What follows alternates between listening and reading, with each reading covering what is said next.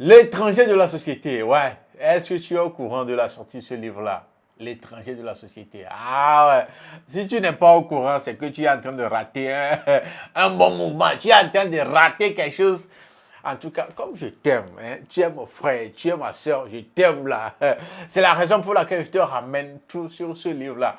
L'étranger de la société, écrit par un frère togolais qui vient en Allemagne, Kokubi Banka, c'est le nom de l'auteur. Le livre est disponible en ligne, en français et en allemand aussi, mesdames et messieurs. Ceux qui n'ont pas eu la chance de suivre l'interview que j'ai accordée au représentant de cet auteur-là, dans plus près, posté sur cette chaîne, voilà, vous avez cette occasion, voilà, dans cette vidéo, de connaître tous les détails, la façon dont le livre titré L'étranger de la société est super intéressant. Tous les détails concernant ce livre-là, de quoi il s'agit, j'en parlais de quoi. On écoute le titre, on lit le titre L'étranger de la société, mais c'est quoi exactement? Il est question de quoi dans ce livre-là, voilà. Découvrez toutes ces informations-là dans cette interview. Mesdames et messieurs, vous allez aimer, vous allez adorer. Après avoir regardé cette vidéo, cette interview-là, je crois que vous allez vous demander où est-ce que vous pouvez trouver le livre-là, où est-ce que vous pouvez le trouver. Je sais de quoi je parle en tout cas. Je vous laisse le temps de regarder l'interview dans son intégralité. Let's go.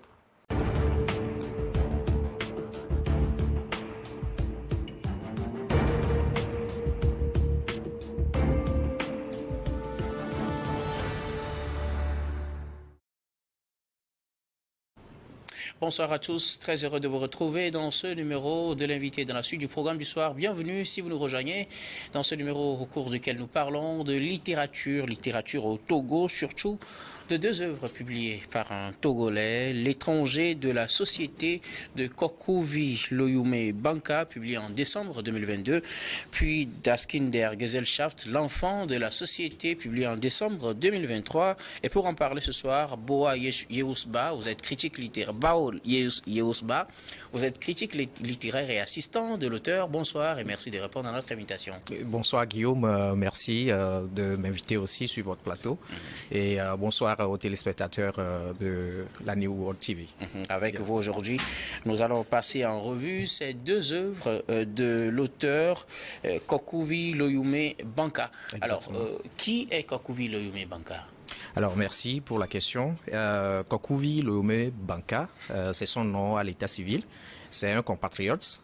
Il a fait ses études universitaires ici à Lomé avant de partir en Allemagne, où il a approfondi toujours dans le domaine, et c'est la sociologie. Et aujourd'hui, il est sociologue conseiller systémique. Alors, je profite pour définir un peu un conseiller systémique. C'est l'équivalent d'un sociologue, d'un clinicien sociologue ou un sociologue clinicien. Et c'est à ce titre-là que moi je suis son assistant ici au Togo. Et nous intervenons dans la résolution des crises mentales, des crises familiales et tout ce qui a trait au social. Donc des crises sociales aussi, on peut les dire d'une Justement, certaine manière. Ok, justement. alors, nous allons prendre ces deux œuvres. D'abord, L'étranger de la société. Pourquoi cette œuvre, L'étranger de la société? Qu'est-ce qu'il lui raconte? Ok, merci encore une fois pour la question. Pourquoi l'étranger de la société? Alors, je vais dire que l'étranger de la société est son tout premier bébé. C'est son tout premier ouvrage. Et comme vous l'avez dit à l'entame, C'est publié en décembre 2022. Décembre 2022, exactement. Et donc, c'est une chronique. Et l'auteur, à travers différentes histoires qui sont d'ailleurs ses vécus, donc s'interroge sur la condition des Noirs dans les différentes sociétés du monde. Alors, le noir, pour l'auteur, le noir est vu pratiquement partout comme un étranger. Il est rejeté, il est marginalisé, il est parfois même persécuté, et même dans son propre pays, selon l'auteur, selon ses analyses. Et même en Afrique, parmi les Noirs sont persécutés. Justement. On sait qu'il y a souvent des scènes de xénophobie par endroit, justement. mais est-ce qu'il faut quand même le dégénéraliser? En généraliser, non, on ne va pas généraliser, mais c'est également c'est en fait un constat qu'on ne peut pas, sur lequel on ne peut pas, voilà, justement. Okay. Ouais. Et donc, mais il est allé au-delà, et au-delà de cette interrogation, l'auteur va plus loin en révélant dans l'histoire, toujours dans ce livre-là, à la page 22, la citation suivante. Et si cette condition du noir dans les différentes sociétés venait de ses choix, ses décisions et sa façon de se comporter. Alors, à travers cette citation, l'auteur nous amène à comprendre tout simplement que nous devons apprendre à choisir le respect plutôt que de gagner des miettes au prix de notre honneur. C'est-à-dire qu'il ne faut pas se faire humilier en cherchant le bonheur un peu partout. Il faut rester chez soi ou comment? Non, pas vraiment cela. Et je crois que à la suite, en fait, l'œuvre dans l'ensemble propose en fait je vais dire des approches de solutions pour pouvoir traiter ce problème-là que le noir a, dont j'ai mentionné tout à l'heure, qui consiste à ne pas se rabaisser ou à ne pas juste à cause des miettes, comme je l'ai dit, perdre son honneur. Et pour l'auteur, le choix du respect doit se faire sans violence et dans le respect de la vie humaine. Alors, oui. Quel est l'objectif de cette œuvre, l'étranger et la société? Voilà, donc c'est bien. L'objectif, en fait, le livre trace le parcours d'un noir qui lutte pour sa liberté. Je crois que l'objectif va nous permettre, ou bien va élucider la question que vous venez de poser tout à l'heure. Oui, donc l'auteur fait des analyses et en même temps propose des approches de solutions pour parvenir à cette liberté dont il parle, et sans pour autant tomber dans la violence gratuite et la victimisation. En fait, j'ajouterais que cet ouvrage est un guide et en même temps un livre de réflexion qui propose une autre manière d'aborder le problème de racisme. Et donc, l'auteur veut nous faire savoir que le racisme, on ne peut pas lutter contre le racisme, mais il faut le comprendre. Et pour lui, la compréhension du racisme permettra d'éviter le piège du raciste. Pourquoi il dit ceci? Parce que pour lui, le raciste provoque pour avoir un fait.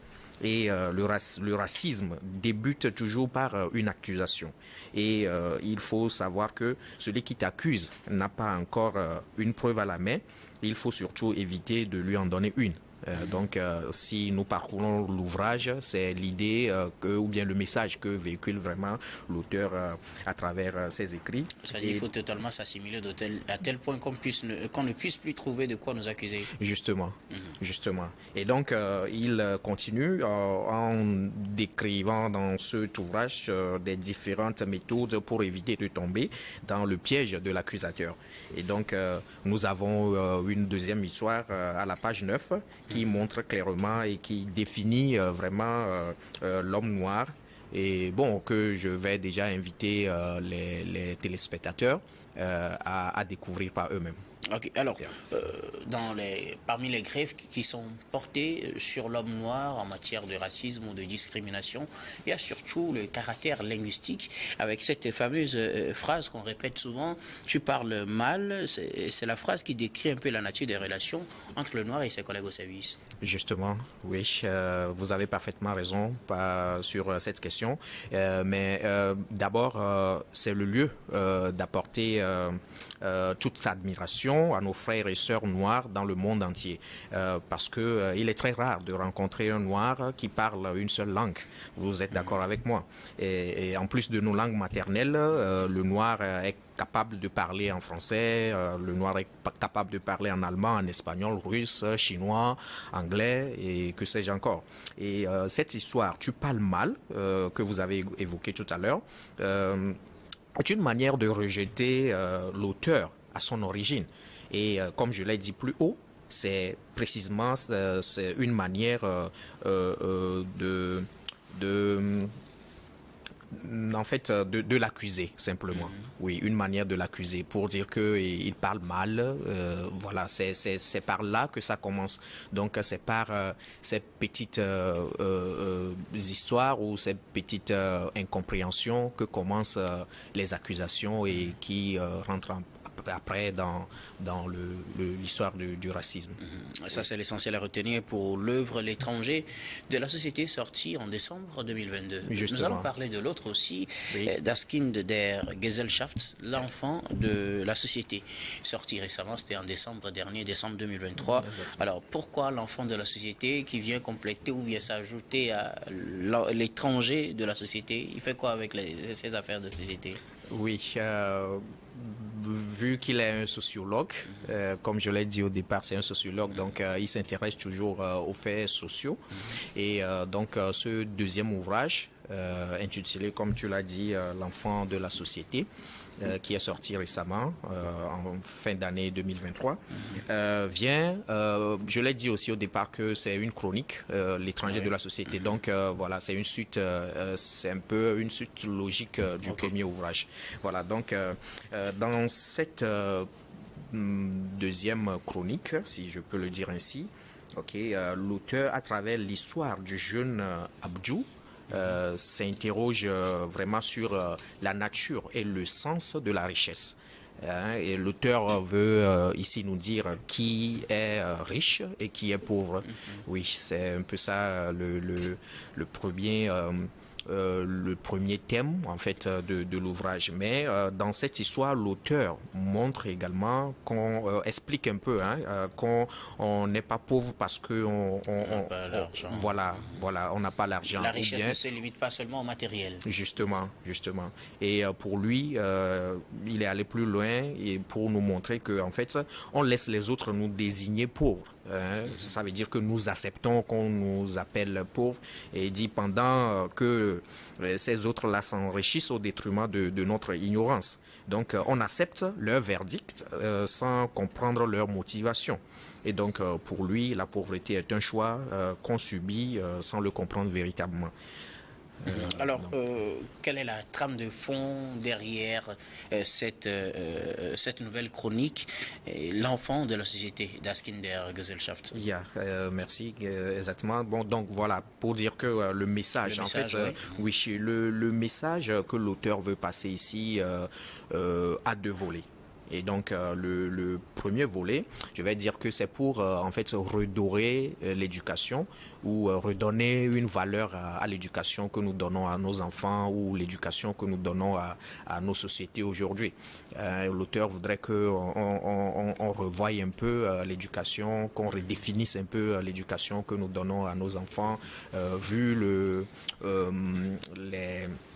le monde dans lequel nous vivons aujourd'hui avec tout ce que nous avons comme nouveauté et tout. Et ça, c'est le premier aspect. Le deuxième aspect, c'est par rapport au concept de la richesse. Donc, l'auteur ici passe un message à travers lequel il redéfinit la richesse. Et je vais dire par quelques mots ici il veut nous montrer que quand on est fier d'avoir une belle voiture et une maison, ce n'est pas la richesse, mais c'est la satisfaction. Et quand on est heureux d'avoir de l'argent, ce n'est pas la richesse, mais c'est la fierté. La vraie richesse commence du moment où on prend conscience de son importance à travers le rôle qu'on peut jouer dans la société. Donc voilà un peu le message que veut véhiculer l'auteur à travers la définition qu'il donne à la richesse. Voilà. Et si vous permettez, en fait, savoir ce qu'on est et savoir aussi où on va, c'est une question que l'auteur prend à cœur à travers l'ouvrage, et il insiste beaucoup sur l'apport que nous donnons à notre société. C'est en fait pour lui ce qu'on peut appeler la richesse, et c'est ce que nous donnons aux autres, pas ce que nous possédons. C'est ce que nous donnons aux autres qui est en fait selon lui la richesse, mais pas ce que nous possédons. Et c'est à travers ce que donne aux autres qu'on est important dans la société. Il dit que la richesse est liée à l'être et pas au paraître. Donc, alors, c'est quoi l'objectif de cette nouvelle chronique qui vient compléter l'autre?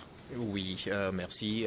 Enfin, l'objectif que poursuit l'auteur à travers cet ouvrage, je dirais, est noble.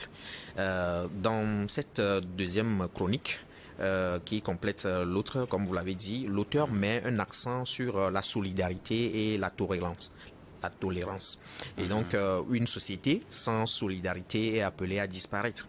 L'auteur fait surtout remarquer que nos sociétés sont devenues une sorte de gang aujourd'hui. Et pour lui, d'après ses analyses, les gangs n'existent plus que dans les rues, mais partout aujourd'hui. Et c'est l'histoire de Abdou dans ce deuxième ouvrage, l'histoire de Abdou, l'histoire de Monsieur Donkor et ses amis. Et voilà, à travers ces histoires-là, il nous véhicule ce message très très noble. Alors, dans cette chronique, l'auteur rend hommage à Cheikh Adebayor et à Togui. Pourquoi? Oui. Qui sont ces gens-là pour lui? Oui, voilà. En fait, l'auteur rend hommage vraiment, comme vous l'avez dit, à Cheikh Emmanuel Adebayor, notre auguste personnage, et à Togui. En fait, pourquoi? Par rapport à Cheikh, l'auteur était parti dans un restaurant en Allemagne. Je précise qu'il vit en Allemagne, l'auteur. Et donc, c'est pourquoi d'ailleurs, quand il écrit, il fait toujours les deux versions, la version allemande et la version française. Donc, il était dans un restaurant pour déjeuner. Et dans une petite histoire, dans une petite causerie, le responsable lui a posé une question touchant un peu son identité. Donc l'auteur était obligé de lui décliner son identité, de lui dire d'où vient le Togo. Et une fois qu'il a prononcé Togo, l'auteur a fait le responsable du restaurant, pardon. Donc il était émerveillé, mais il a dit Togo. Il a prononcé en même temps le nom de Cheikh Adebayor. Et il lui a montré qu'il est un fan. Depuis longtemps, il est un fan de Cheikh Adebayor. Et tenez-vous bien, notre auteur, notre compatriote Banka a bien mangé et il est parti sans payer. Donc le déjeuner lui a été offert gratuitement à cause de Adebayor. Parce qu'il est compatriote d'Adebayor. Justement. Et Togui par rapport, Togui en fait, ce n'est pas un roi, mais aussi parfois dans nos sociétés ici en Afrique, on appelle un sage ou un vieil homme Togui. Donc celui-ci n'est pas un roi, mais c'est un homme d'un certain âge, pour ne pas dire un vieil homme, que l'auteur a côtoyé aussi, mais ici en Afrique, avant de partir en Allemagne. Donc ce dernier lui avait dit beaucoup de choses qui aujourd'hui lui a permis en fait aujourd'hui, là où il est aujourd'hui en Allemagne, il se rend compte que les messages de Togui lui ont beaucoup aidé à réussir en fait, si je peux le dire ainsi, dans sa vie. Et donc, c'est pourquoi il a choisi cette sagesse-là qui l'a guidé. Justement. Merci beaucoup à vous, Bao Yeousba. Je rappelle que vous êtes critique littéraire assistant de l'auteur de ces deux œuvres, Kokovi Loyume Banka, auteur de L'étranger de la société et L'enfant de la société. Alors, où peut-on trouver ces livres? Alors, avant de répondre à cette question, je voudrais préciser, parce que c'est très important, que l'auteur, à travers cet hommage qu'il a rendu à Adebayor, Cheikh et à Togui, voudrait passer un message. Et ce message, c'est quoi? C'est que nous devons apprendre à célébrer nos héros. Et il trouve que la vie devient facile parfois si on a des repères. Et donc, il est allé plus loin en disant que nos sociétés ne produisent plus des héros. Et les jeunes manquent de repères. Nos sociétés doivent retrouver leur culture. Et dans nos sociétés, on n'a pas besoin en fait de voler ou de tuer pour subvenir à nos besoins. Donc, il fait un peu un rapprochement ou bien une comparaison avec l'histoire d'Abdjou. Et donc, voilà, nos sociétés ont une culture, selon lui, une culture d'abondance. C'est-à-dire, nos terres sont riches, les environnements sont généreux, etc. Les autres peuples, mais malheureusement, les autres peuples nous envahissent avec leurs héros, avec leur culture. Ils nous les imposent, nous adhérons et malheureusement, nous nous perdons dans nos cultures. Et il veut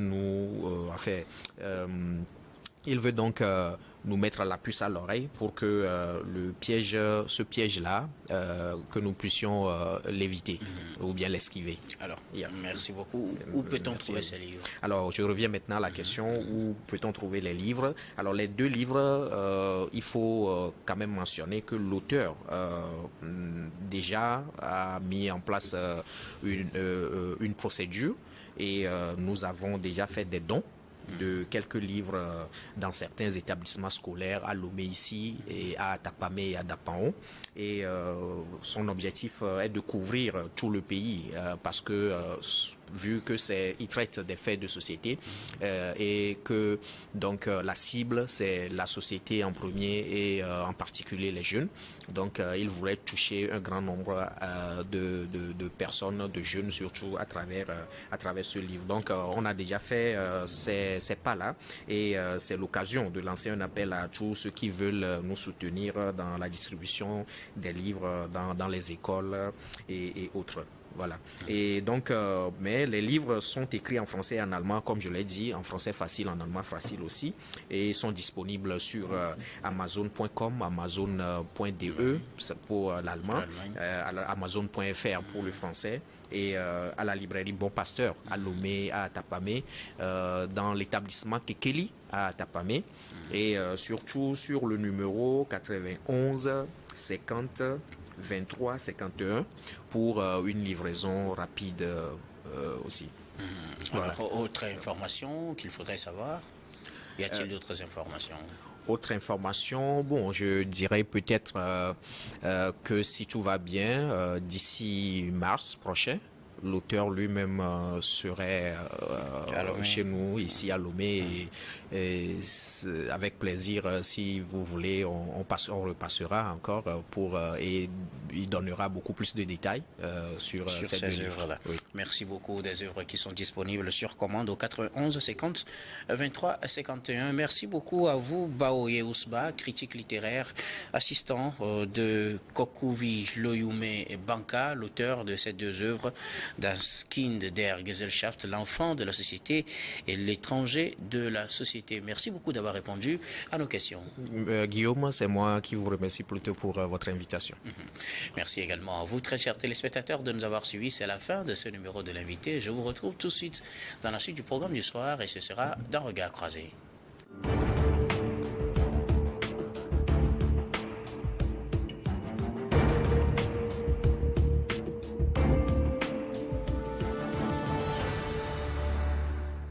Voilà, ouais, maintenant tu as toutes les infos, tu sais de quoi parle le texte, tu sais de quoi parle le livre L'étranger de la société. En tout cas, et c'est l'occasion de vous rappeler aussi que très prochainement, il y a un nouveau livre du même auteur qui sort très bientôt. Un livre qui sera titré L'enfant de la société, qui rend hommage aux cultivateurs. Oui, il y a une raison pour laquelle il rend hommage aux cultivateurs et surtout qui rend hommage à notre numéro 4. Notre numéro 4, le Si, Maréchal Si, Emmanuel Adebayo. En tout cas, ce livre-là sortira très bientôt. En attendant là, allez vous procurer de votre copie de l'ouvrage L'étranger de la société.